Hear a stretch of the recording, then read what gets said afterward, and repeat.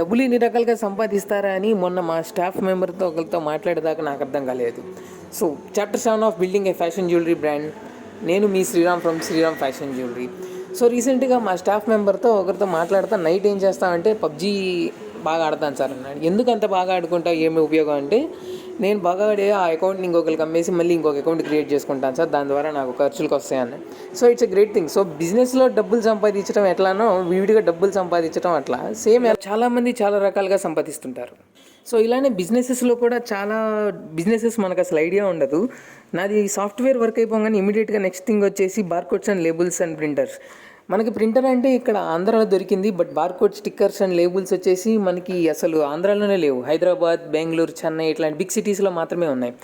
సరే మొత్తానికి ఎట్లయినా సాధించి ఆ స్టిక్కర్స్ అవన్నీ తెచ్చేస్తే దానికి నెక్స్ట్ థింగ్ వచ్చేసి పిఆర్ అండ్ ఫైల్స్ క్రియేట్ చేయటం, దానికి సంబంధించి డ్రైవర్స్ డౌన్లోడ్ చేయటం, ఇవన్నీ వచ్చేసి కూడా మళ్ళీ డిఫరెంట్ బిజినెసెస్ అనమాట. మనకు అసలు దాని మీద కాన్సెప్ట్ ఐడియా లేదు కాబట్టి మళ్ళీ బయట ఇంకొకరికి మనీ ఇచ్చేసి ఫైల్స్ క్రియేట్ చేయటం, దానికి తగ్గ డ్రైవర్స్ ఇన్స్టాల్ చేయటం.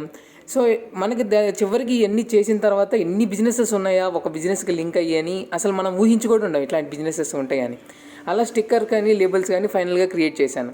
సో ఇన్ కేస్ ఎవరైనా చేసేటప్పుడు ఇట్లాంటి అవసరం ఉంటే నాకు ఒకసారి కామెంట్ కానీ మెసేజ్ చేయండి. ఆ బార్కోడ్స్ అండ్ స్టిక్కర్స్ గురించి I can help you. Follow for more such content and jewellery. Thank you.